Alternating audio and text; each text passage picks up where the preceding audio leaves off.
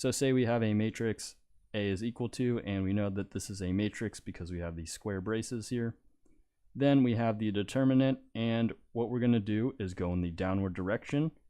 So downward direction first, and then we go in the upward direction. So if you can see, our first row is going to be this green highlighter here. So we have A11, A22 times A33, and those are all multiplied.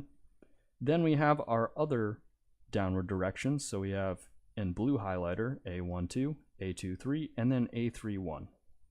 Finally, we have our last downward direction, which is going to be that A13 times A21 and then A32, and that's going to be in the purple highlighter. Now we go in the upward direction. So in this case, we have that A31, A22, and then A13, and that's going to be circled in that orange there. And then finally, we have our upward direction of A32, A23, and then A11, and that's going to be circled in the purple. And then our last upward direction that we need to take care of is going to be our A21, A12, and then finally A33, and that's going to be circled in the blue there.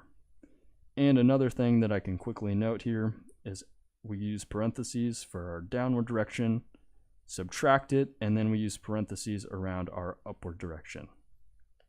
So let's go ahead and look at an example taking care of the determinant of a 3x3 matrix. So first we want to start in the downward direction. So let's go ahead and highlight. We will have the 8 times the 0 times the 2. So let's go ahead and write that out. We will have 8 times the 0 times the 2. And we can go ahead and add, in this case, our other diagonals here. So let's find another diagonal. We might have this -2 and then times the 3, and then finally this opposite corner here, which is the 5.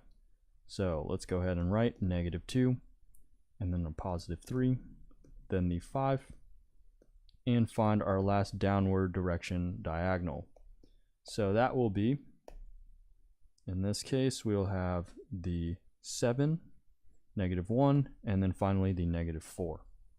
So that should get us a 7, -1, and then finally the -4. We can go ahead and close those parentheses off here, and then go ahead and subtract our upward direction diagonals. So let's go ahead and highlight those as well. So our upward direction diagonals in this case, we will have a 5, a 0, and then a -4 for our first one. So 5, 0, and then -4.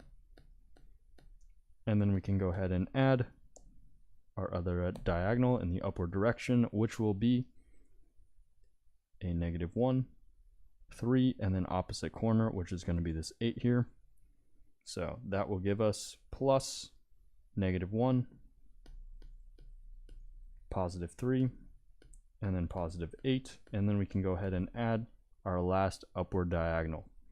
So our last upward diagonal should give us the 7, -2, and then finally opposite corner, which is going to be that +2. So 7, and then our -2 here, and then a +2. So if we go ahead and do the operations that we need to, this top row will simplify to 0 minus 30 plus 28, and then minus, we will have 0 plus a -24 minus a 28, and that should get us a value of a 50. So again, let's go ahead and reiterate here. So the 8 times the 0 times the 2 will get us this 0. The -2 times the 3 times the 5 gets us this -30. The 7 times the -1 times the -4 should get us this +28 here. The 5 times the 0 times the -4 gets us this 0. The -1 times the 3 times the 8 should get us a -24. And then finally, the 7 times the -2 times the 2 should get us a value of a -28. So again, we use parentheses here and take our first number and subtract our second number, and we should get a value of a 50.